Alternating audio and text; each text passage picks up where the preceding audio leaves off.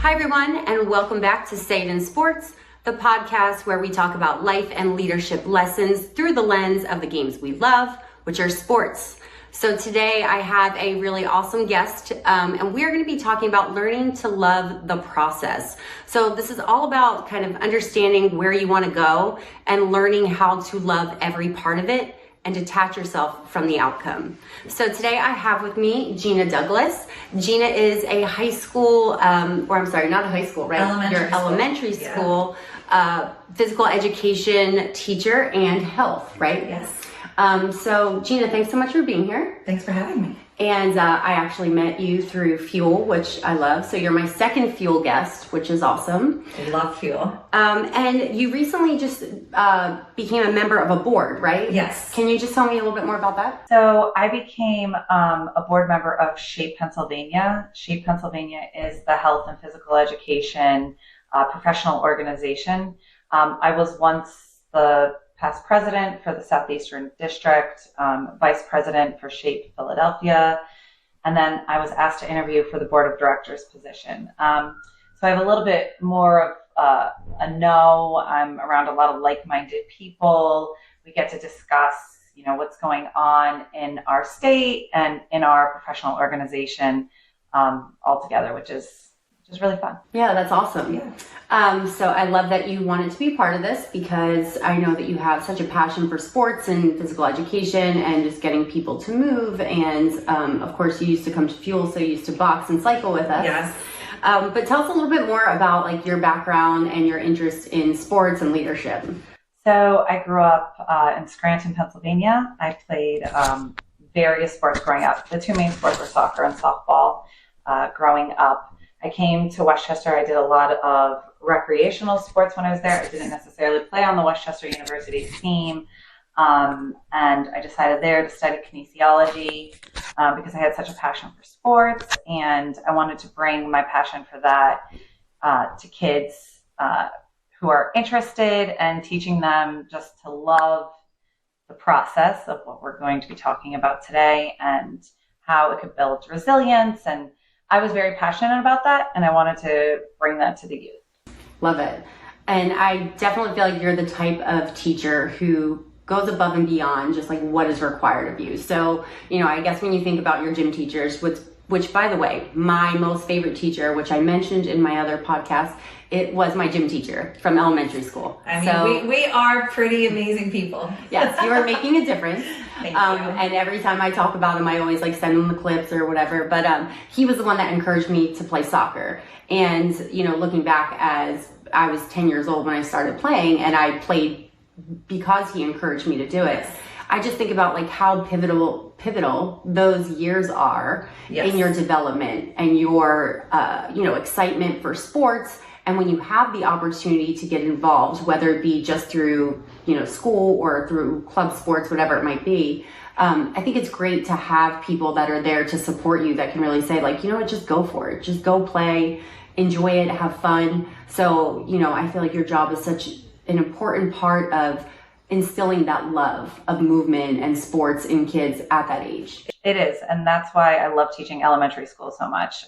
Everybody asks, do you ever want to move to middle school or high school? And I've taught middle school before, and I love the middle school age as well. I've never actually really taught in the high school, but the reason I love the elementary is because they're so young and they're so moldable at that age, and you can instill in them the skills that they need in life, in sports, in all of that at such a young age. And I want to be there for the right reasons. And I know a lot of people do as well, but with my students particularly, I make it a goal of mine to make sure that they find what they're great at and letting them know that you can be great at anything, and creating that growth mindset in the children when they're younger.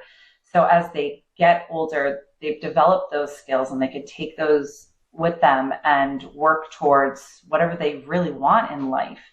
That's why I love the elementary age so much. Yeah, it's so like fun. Right before they get cocky. Yes. And then... Oh my God. Yes.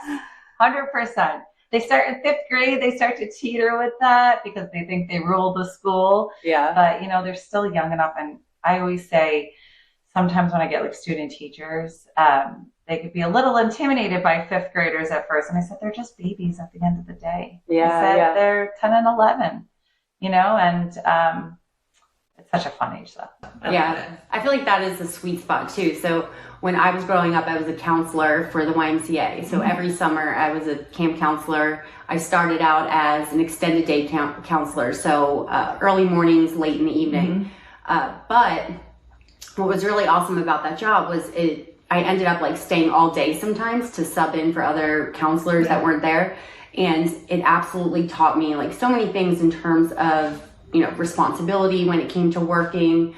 But I really loved working with kids, but I didn't want to be a teacher, no offense, because not taken. Because I felt like there was a ceiling. So, and I didn't want to like stifle that. And I knew that wasn't like my actual passion. Yes. I enjoyed working with kids, but I knew it wasn't like being a teacher was my ending.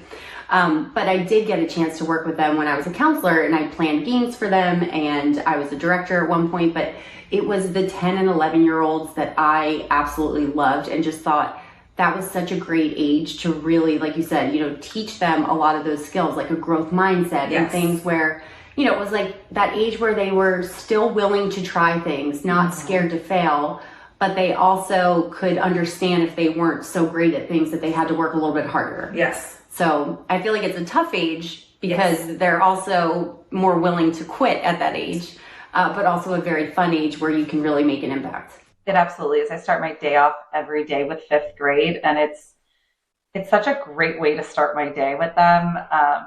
They're a fun group. It's a really fun age to teach. And my nephew doesn't drive you too crazy, right? Not too crazy, no. Okay, good. No, I keep him in line. Good. That's what I like to hear. He needs that.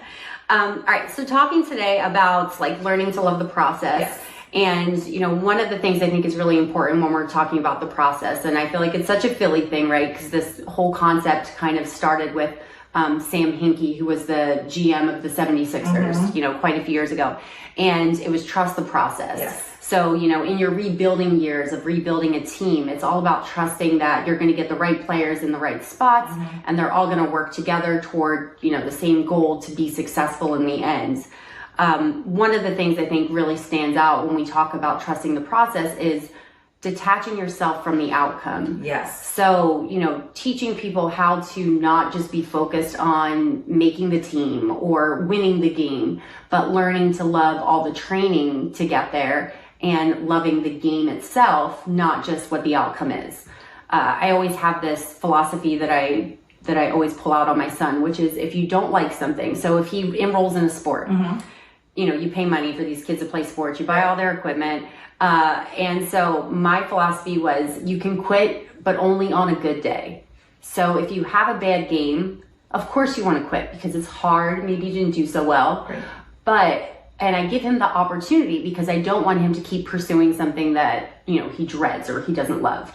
But I tell him, if you're going to quit, you have to quit on a good day. So if you go out there and you play baseball and you have a great game and you still want to quit, okay, then that means you're really not interested in that sport.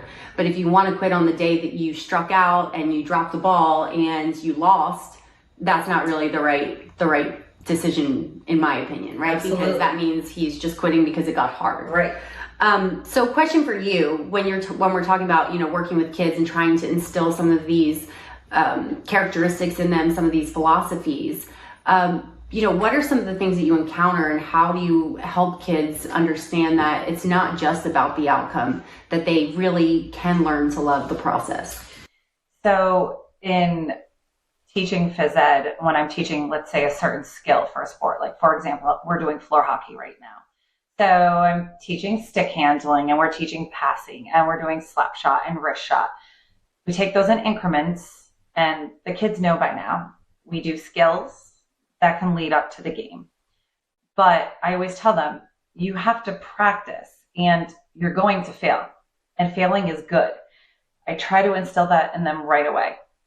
It's okay to fail. You're supposed to fail. If you fail, that means you're going to learn something. You're not going to start something and automatically be the best player. Yeah, sometimes will you, pick up something very quickly? Absolutely. That might happen, right? But failing is part of the process.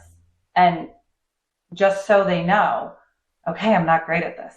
I didn't do well with this, but if I practice, then I'm only going to get better. So I see the kids every 4 days, which is unfortunate. I wish I got to see them every single day. I tell them, I'm going to teach you these skills. You're not going to perfect them by any means. But I tell them, if you practice this outside of school, this is something you're passionate about, and you put in the practice every single day, you're going to create a habit. And by creating that habit, you're going to form success. But along the way, it's not linear. I always tell them, I'm like, there is going to be hills. There's going to be bumps that you face. And you have to know you're going to face those bumps. And it's all about when you drop to the bottom, how are you going to get back up? I really instill in the kids this growth mindset from the beginning, because I have 2 boys of myself at home. So I'm trying to do that with them as well.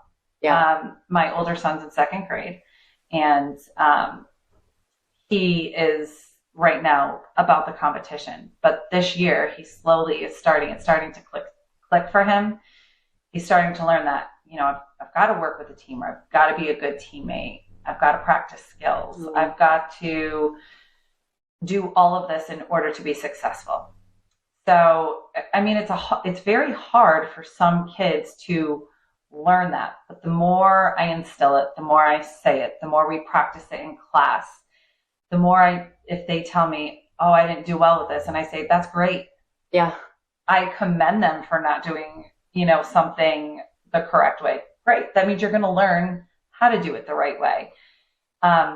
Then they'll develop that growth mindset of, okay, I am supposed to fail. Failing's okay. Failing's good. I just have to pick myself back up and try again. And the end result will get there if I put in the work and I put in the practice to create those daily habits. Yeah, I love that. Yeah. There's 2 things that you had said there. One was about being a good teammate. Yes. And I think that is so important for kids to learn at an early age.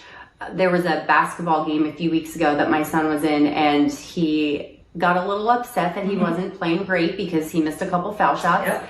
And when he walked off the court, one of his buddies put his hands out to give him a high five, and Jeffrey just kind of ignored it. Mm-hmm. Now, I don't know if he saw his teammate put his hand out or not, so I can't jump to assumptions, but I did pull him aside and I said to him, listen, you can be angry that you didn't play well. And I like that you get angry that you didn't play well, because I want you to practice and get better. Absolutely. But do not be a shitty teammate. Yes. You have to be kind to your teammates, because your teammates are there to lift you up. Mm-hmm. You are there to lift them up. Right. And you cannot snub them when they put their hand out to give you a high five. Right. And he did say he didn't really notice it, but I was like, I think he's just saying that because I called him out on it. But these are good teachable moments as well, right? Like that's something that maybe he did, and, maybe what you said to him, that's going to stick with him. So he's like, all right, I always say to my kids, it's okay to be mad. It's not okay to be mean. Oh, I like that. And I try to say that to them because, that's generally what seems to happen. Right. So I try to make that like a comment. I have like my catchphrases at school, at home, that I always say to the kids, and that's definitely one of them I use often. Yeah. Well, and then the second thing that you said too was about, failing, teaching them that that's okay to not be good at something. And I think that's really hard sometimes for kids. Like I said, getting around that age where they're like 10, 11, and they're starting to see some of their classmates really excel in certain areas. And the kids they get a little bit discouraged when they're not as good as some of the others, or if they don't do well. That is something that I'm definitely working on with my son as well, because he gets frustrated very quickly because he expects to be good at things. Yes. And I try to tell him that, it's great that you expect to play well. I also expect that of you, but you're not going to do that overnight. It's not going to be tomorrow that all of a sudden you have picked up all the skills and you're crushing it, Absolutely. You have to work at it. And I like that it's teaching him that some things might come easily, but other things don't come as easily. Right. And if you don't work at it, you're just never going to be good at it. Right. 100%. Right? 100%. And, as much as I do say that to my students, I know it's not going to click with everybody, right? Sure. I mean, just the reality of it. But if I could just get 1, 2, 3 kids, along my career, some way, some form that they remember, oh, Mrs. Douglas said this. This is, something to remember, then I've done my job, right? Yeah. Because then I hope that they try to instill that in other people as well. It's, a trickle effect. So I love that. Yeah.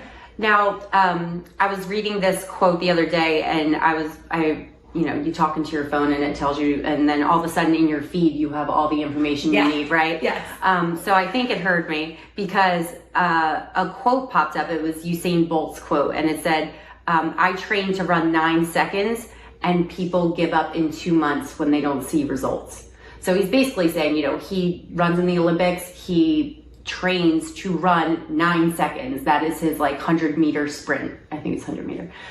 So he does it in 9 seconds. So he is putting all of that time into his training just to perform for 9 seconds. Whereas other people will train for 2 months, not see results, and just decide that, it's not happening and that they're going to give up. Absolutely. So question for you is, when you see kids get frustrated, and I'm sure there are times in class where they just give up or they don't want to play anymore, and they, throw their stick and they're like, I've had enough. Yes. How do you get them to come back from that?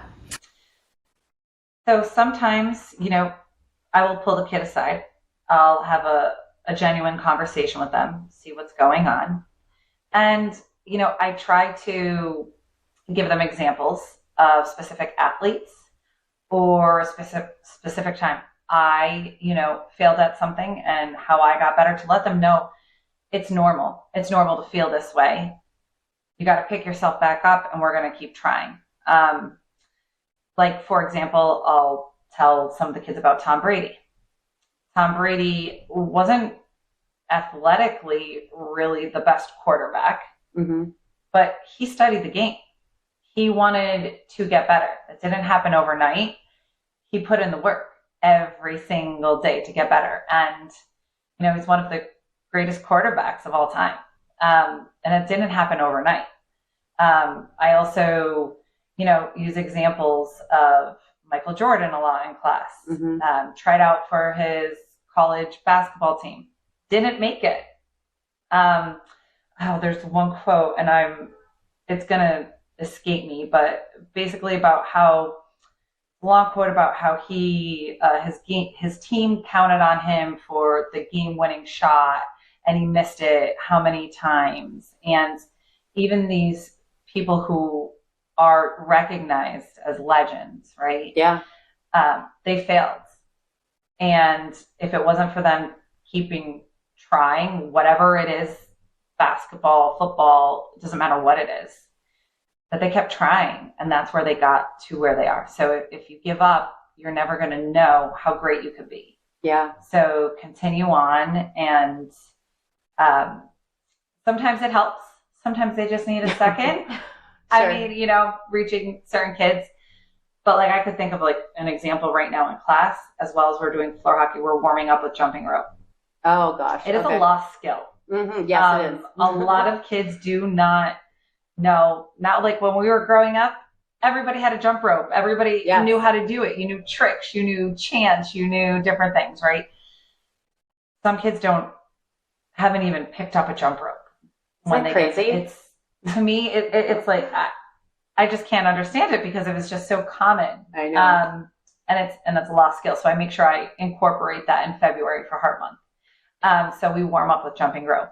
And that is the one skill of a lot of things we do. Kids will give up on certain things, but jumping rope is a hard skill to learn. Yeah. So I try to break it down for them. I give them different levels. I try to talk to them about how everybody's at different skill levels. You have to start, where you are, but it's the younger kids, like the kindergarten, first grade, who I'm giving up. I'm so bad at this. No. Then if you practice with them, you talk to them, they do one thing, you've got to do that positive praise. That you did it, you're great. That one thing could put a smile on their face to make them keep going. Yeah. So I feel like that helps a lot with kids too. They get one thing right, just praising that thing. Yeah. To make them feel good, really, because that's what they want.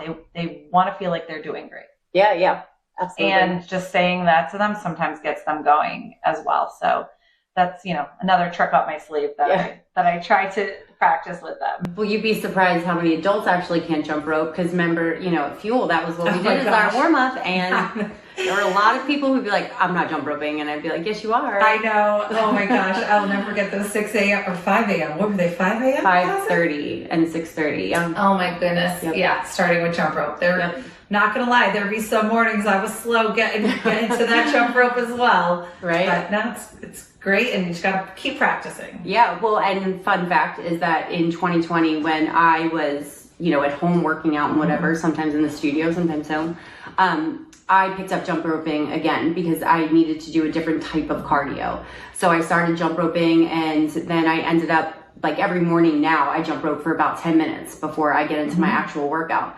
And I remember Jeffrey saying to me, my son, saying, oh, mommy, you're so good at that. And I said, yeah, but that's because I've practiced. Now It's been 4 years that I jump rope almost every day for, I started out with 1 minute, 2 minutes, like built myself up to 10. And it's funny because he didn't see all those times that I, got tangled in the rope, had like, oh my God. It's funny, just in kindergarten today, one of the students said, oh, we want to see how fast you could jump rope. And so I was like, okay, watch me, guys. 5 and 6 year olds, right? And I did it as fast as I could. They were like, whoa, how did you do that? Aww. And I was like, how do you guys think I did that? And they all, like, there was like 3 or 4 of them watching me at the time. They're like, you practiced. I'm like, okay, it is kind of getting through to them. Yeah, all right, good. Oh, that's awesome. Yeah, good. Oh, that's awesome. Yeah. I mean, I always advocate for people to jump rope, but it is one of those skills that can get frustrating. And I remember I was like kind of chuckling as you're telling the story, because when I started doing it more frequently, I remember sometimes, like some days I'd be like, I don't know, my feet just don't work, or like, what's wrong with this rope? And it's like, not my feet, it's not the rope. No, you blame the rope. It's the rope. Day, yeah, exactly. Right? Okay, so talking about, getting people to not quit. And one of the things that you mentioned was about self-esteem. And I think that that's something that's very important. And, when we look at some of the research that's done about women getting involved, specifically women getting involved in sports, but I'm sure this transcends across, right? Is that, those that play sports end up experiencing higher levels of self-esteem and lower chances of getting depression or suffering from depression and anxiety. So, what are some, you kind of talked about building the skills up. So taking them through like a bit of a process, which, you know, as they master a skill, they can move on to the next one, and that kind of builds their self-esteem. But are there other things, other strategies that you use, or things that you think kids really take to that helps them build their self-esteem as they're, facing these challenges, which again, you hope if they do it in class or while they're playing sports, that they can practice these same things like in their real lives? Right. So you are right. Self-esteem, building that up, that is a tricky concept, especially as they're entering those middle school years, right? You want to already kind of instill in them, some positive behaviors and starting at the core of them going through a very transitional period.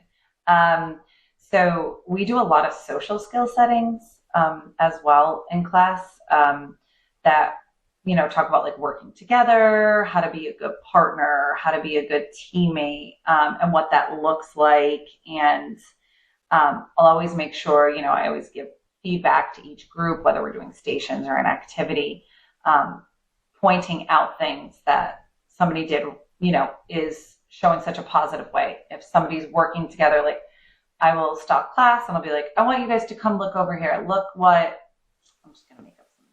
Look what Tracy. So you can use Tim and Liam. I know. I can use, and look what Tim and Liam are doing. Look how they're talking to each other. Look how they're communicating, and what a positive impact that's having on the activity that they're doing.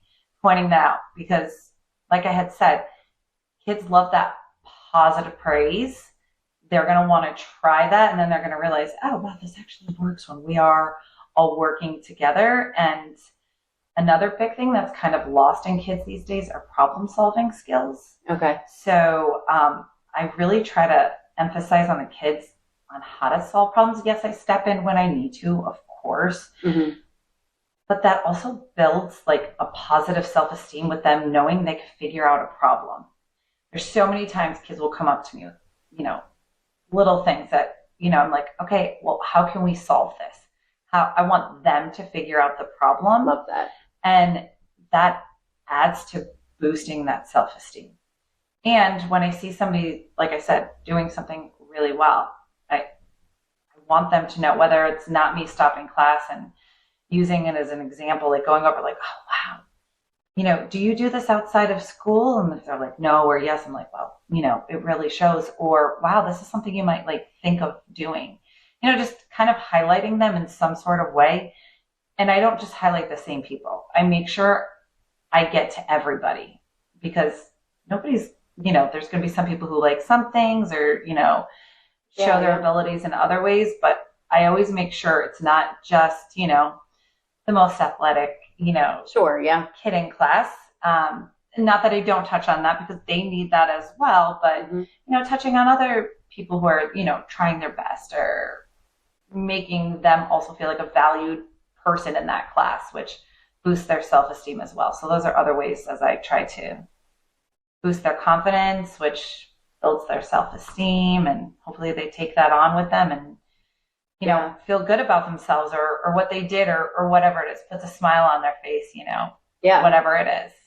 I love that. And I love that you give them the opportunity to like solve their own problems rather than just solving it for them, because it is again, one of those things that's just lost. Like even at home, if like my boys are bickering, which it happens, they're brothers. They're brothers. I sometimes like step back and just listen to how they're trying to solve it or what they're getting angry at. And yes, again, I step in when I need to, but they've got to figure that out. That's a part of life, that they're not always going to get along with everybody in life. And again, that is a life skill I teach the kids as well. When I partner them up, you're not always going to be with your best friend or the person that matches your athletic ability. You're going to have to learn how to work with people that aren't the same as you. And what does that look like? How are you going to rise above it? How are you going to help that person? How can you guys help each other? Yeah. And I try to do it through that lens, because then, there's going to be times they work with each other. I tell them that's not what's going to happen in life. Absolutely. So. And I like that you're, emphasizing not only the physical skills, so the athletic skills, but also, what they like to call those soft skills to a point, which in general, when you're working as a team, you have to be a good team player, like we already said, but pointing out that, you can contribute to a team without being the most athletic person on the team. 100%. Right? It's your personality, it's the support that you give, all those things go into the process. And that's why I always tell parents that, your kids should get involved in sports, because even if they don't win, even if they never win a game, even if they never catch a ball, never have a hit, whatever it is, they have learned so much off the field that is going to impact them and their success and their careers. And it's just such an incredible way to learn it, because, you're part of a team. And, I think sometimes individual sports are good, but I remember when I ran track, I hated it, because I was like, all the pressure is on me all the time. And I just didn't love that. I loved playing soccer because I loved being part of a bigger team of more people, and all that energy, bringing us all together, and me being able to step into like a leadership role. That was what I thrived on. That's where I felt like I could shine. Absolutely. We, to give you a story based on what you just said, as I said, grew up in Scranton. I attended a small Catholic school, and I played soccer with the boys. I mean, I grew up playing. There was just starting to be like a girls soccer team. Sure. And we had no girls soccer team at our school. And a couple of the girls who played on the team were like, let's do something about this. Like, let's petition. Like, there were girls soccer teams popping like all the public schools around. And we were like, let's, sign a petition. Let's get this going. So we did it my sophomore year of high school. By junior year, we had a girls soccer team. Oh, that's awesome. It was amazing. We did not win one game. Whoops. And you know what? Because we had to recruit people to get enough people to create a team. So there were some girls who'd never even played before. Yeah. My senior year, maybe we won one or two games. I got hurt beginning of the season, but regardless, Layton will always ask me about that time in my life. And I'll always tell him it was one of the most fun seasons I ever had playing soccer, my junior and senior year. And he questioned, he said, but Mom, he's like, you don't even win a game. And I said, I know, bud, but you know what? We started this team that still exists, even though my high school name doesn't exist, but there's a girls soccer team. Sure. That me and a couple of friends had started. Yeah. Like, how cool to start that up at our school. And now it's continuing on. And I was a part of that. Yeah. I said, and that was really cool. And I said, honestly, buddy, me and my teammates had the most fun. I'll never forget, like the bus rides, the bagels before games, like just little silly things that, matter. But those are my core memories now. Yeah. And again, we didn't win. Sure. And yeah, I mean, was it horrible? Did it suck? Of course, yeah. You want to win at least 1 or 2 games, but it was being with that team and starting that up that, really mattered the most. Yeah, yeah. And I mean, if I think back to some of the sports I played, what the memories were, it wasn't about winning a championship. I don't know that I ever won a championship, so I guess I can't pull on that memory because I never had it. But it's the same thing. It's that camaraderie. It's all the things that happen off the field. Yes. Or when you string together an incredible play and you just get so excited and, someone scores their first goal or someone saves an incredible goal. Yes. All those things are the things that you pull on that you remember, that you say, oh yeah, I remember playing. Right. Like that was great. Celebrating the small wins. Yeah, yeah. That's really what it's all about. Yeah. Yeah. So my year before, so 2 years ago when my son started playing baseball, I mean, and do your kids play baseball yet? No, Leighton wanted to, and he chose to do flag football, which I'm really excited about because it was like, hey buddy, I don't know if baseball's the thing for you. There's a lot of waiting around, but anyway. So baseball is, it's something else for kids. I mean, it's, I played t-ball, and by play t-ball, I mean, I sat in the outfield because the ball Picked never flowers. came out there yet. And I looked at the flowers and whatever. Yeah. And wore, jean shorts when I played. So I was very serious about it. Of course. But Jeffrey started playing baseball 2 years ago, and the first year that he played, I was very nervous because, again, I was like, I'm used to team sports, not really like individual. And when you're up there and you're batting, like that has to be so like nerve-wracking. But he wanted to play. And my rule with him is I ask him 3 times. And if he says yes all 3 times, then we do it. Like, so 3 like separate times, not like right in a row. I like that. Right? And then that way I know he's really serious and he wants to try it. So he played baseball that season. He batted last in every game that he batted. So he was the last person in the lineup.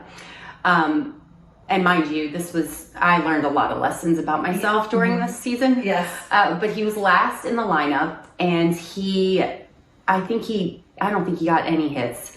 But so the next season I said, do you want to play? And he said, yes. And I was like, are you sure? Like, do you remember what happened last season? Right. But I didn't want to discourage him because it was his choice. Right. So he said, yes, he wanted to play. And then he went on to tell me he wanted to pitch. And I was like, oh my gosh, how is this going to work out? But I was like, I got to believe him, and like, I got to let him try. Right. And, I can't succeed for him. I can't fail for him. He has to do it on his own. Right. So we were like, okay, you can play baseball. You can be a pitcher. Well, once we committed to playing, he asked me to get him a pitch back. So I bought him a pitch back. Mm-hmm. He would go outside almost every day, throw the ball. He would, we got him a tee so he could like hit the ball off the stand.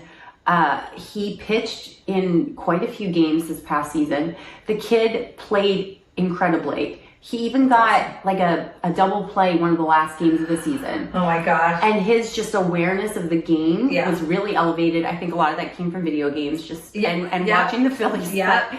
But regardless, I was so proud of him for choosing to go back to the sport. Yes. Because I don't think if I were him, I would have been like, no, I'm no good at it. Why would I do it? I feel like I would have had that mentality as well.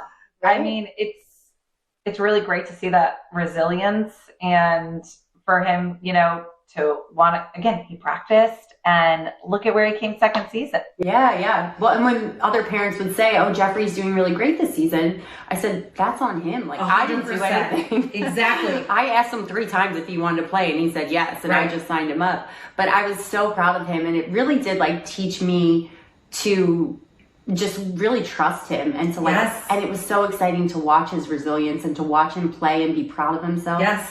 And he'll joke now, he'll be like, Mommy, remember when I didn't get any hits? I'm like, I do. I remember that. And it hurt. It hurt. You know what? It is different when you're a parent watching your child play a sport, because I now know what my parents went through. And I was like, oh my gosh. I'm like a nervous wreck when Leighton gets put in goal, because when Leighton plays with Penn Fusion right now, the coach has them play every position, which I love. Yeah. Which I love that he does that. But when Leighton is put in goal, I'm like, oh no. Like all the pressure's on him when the ball comes, and you're like, oh my gosh, it's such a different feeling. It is. Yeah. I mean, and watch your kid pitch too. Because I know. There's so many things that go into that, him not pitching great or like hitting another player. Like he hit a couple players, they all hit everyone. Yeah. They all get hit. Like that's just how it is. Right. And they know that, but he hit a player, and I remember just being like, oh my gosh. And he was fine. It was his buddy. Right. They were fine. Yep. I was not fine. No, everyone else was fine. Yeah. Yeah. That's just how it goes. Yeah. But it is, but it's so great when kids do have that, they're just excited to like try it again, and they don't have that shame or that disappointment that maybe they didn't succeed the first time. Yeah. I don't really know who convinced him of this. Like, I don't know where he got it from, but he did. And I'm so proud that he did. 100%. But it's great to be able to like watch a kid just try their best, right? And give it all they could. I want to I've got two examples. I'm going to give a school one, and to your point, I just thought about it when you were saying it, because I was thinking about like times my kids have been resilient, but Leighton tried swimming last summer for the first time. Came in dead last every single time for his, for whatever what are they? They're meets. Like what are the? Meets, swim meet. Yeah, right? But like whatever his event. Oh, okay.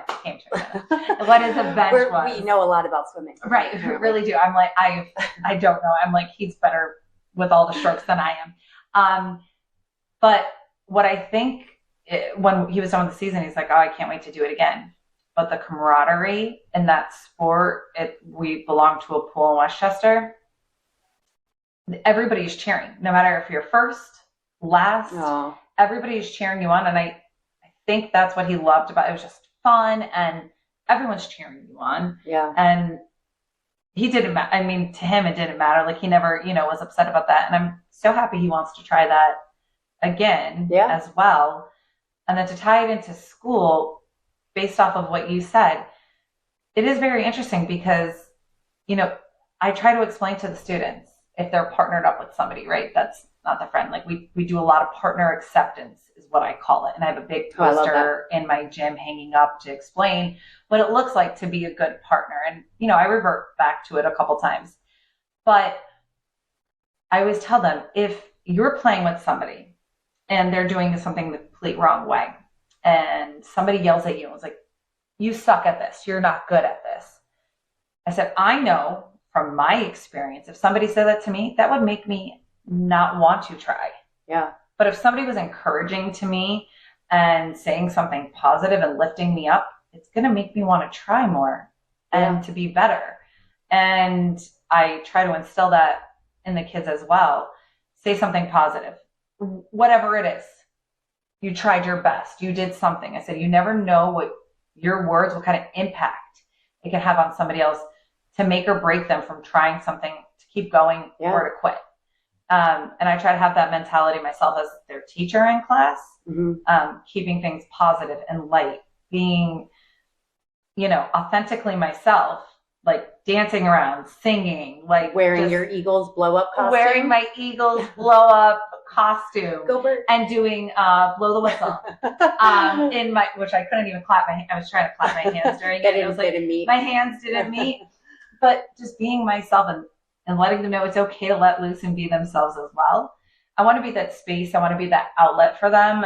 And that's kind of how I've designed my class as well, to be a positive environment where kids can go learn and, hopefully take something away from each class. Yeah. Maybe try something outside of class. Maybe practice something, no matter what it is. I do music trivia at the end of class when we're waiting for teachers. No matter if it's that they're excited they get, whatever it is to make that positive impact on the kids in some way to put a smile on their face, to continue that on throughout their life, and to maybe hopefully put a smile on somebody else's face. Yeah. Like I always ask Leighton and Britton, he's 4, so it's, a little harder for him to understand, but what is something kind you did for somebody today? Paul and I always ask that, and we'll always, before they leave the house, don't forget to do something kind for somebody today. Oh, I love that. That also helps with, again, creating that process of that trickle effect. Yeah. And having it go down the line, to help brighten somebody else's day. Yeah, and to be a good human. I mean, be a good human, exactly. That is what my son knows our mantra. I don't know if this is appropriate, but is don't be an asshole. Yeah. So if you ask him, I'll be like, Jeffrey, what's my one rule? He's like, don't be an asshole. And I'm like, exactly. That's my one rule. Like, you can apply that to any situation. And it's always right. It is. You're it's always right. how you should act. Yes. You need to check your attitude. Just don't be an asshole. Like, you need to check if this is the right thing to do. Are you being an asshole? No? Great. Then you're good. I mean, there should be a bumper sticker. Right? Just don't be an asshole. That's it. Maybe we should make shirts. Maybe that's what the podcast should be called. Just don't be an asshole. I like that. Yeah. Rebranding. But I love that. I love that you give people that space, that you give kids that space to make a mistake. Yes. Because I think too, when you bring that into the workplace, like you become a good leader when you give people the opportunity to be themselves, and you give them the space to fail and succeed equally, and you help them through both of them. So, it's not just about celebrating just the successes, but it's also about celebrating those failures by the lessons that we learn from them. And, I think in sports, it is really hard because sometimes it could be the game deciding point, or it could be, the fact that you didn't save that goal and the other team won or whatever. And that can be very hard for kids to process. But if you're giving them the tools, then it's great that they'll know that, as long as they tried their hardest, they did the best they could. And if their teammates are not assholes and they are supportive in that, as I always tell Jeffrey, you can be disappointed in your performance, but you can't be angry at what happened. And I say, if you are angry at what happened, if you're angry at how you played, you need to practice. How do you fix that? You need to practice, right? And that's why, I'm so passionate about health and PE and sports, and, sports at such a young age teach you all of that, competitive, not competitive, whatever it is, they teach you all those lessons. Yeah. If you're going to not do well with something you're doing, what's the common theme? You've got to practice. If you're not going to put in the work, again, I know I've said this a lot, but like creating those habits, putting in the work, putting in the practice, you're not going to get better at it. I mean, that's just plain and simple. Yeah. And once you do and you see the outcome, eventually you'll be successful. Again, not going to happen overnight, but that's why I'm so passionate about these kids, becoming part of some sort of team to learn that. If there is a parent who is concerned about getting their kids involved in sports at a young age, what would be a piece of advice that you would share with them? I would share with the parent, that this can teach your child skills that not only, are for that sport, but it's going to teach you life skills. That's what sports really does. It teaches you things that you're going to utilize outside of the playing field or whatever sport it is, right? Yeah. How do we make a mistake? How do we fail? How do we be a good teammate? How do we listen to a coach and respect a coach? The officiators, umpire, referee, whatever it is. Yeah, respect for them. Right. Love that. Respect for them. My father was a soccer coach for years. And I'd always get so pissed off when I heard somebody was like yelling at him in the sidelines for like a call or something. I'm like, okay, like, right. We're not, this isn't, NBA or MLS or whatever it is, right? But, I would tell that parent, these are not only skills they're going to learn from this sport, but take it outside of sports. Let's look at it from that lens. Yeah. And let's see what it can do for your child to create confidence, self-esteem, whatever it is. Maybe them learning to make mistakes. Yeah. And how do you overcome that? Yeah. There's so many lessons that can be learned from playing in a sport. Yeah. So I feel like the parents also need to learn to love the process, right? So even if your kid doesn't get a single hit the entire baseball season, they might be back next season 100%. And they'll do better. Yes, right? Absolutely. Couldn't agree more. Awesome. Well, thank you so much for your time today, Gina. I'm so glad that you were able to come here and do this podcast with me. I think this also proves why teachers are so important and why they should be paid more, and we should really put that money into the public education system so we can have lots of Ginas all over. I appreciate you. Thank you so much for having me. Yes, it was a pleasure. Thank you so much for listening, and remember, say it in sports, and come back and watch the next episode. Thanks, everyone.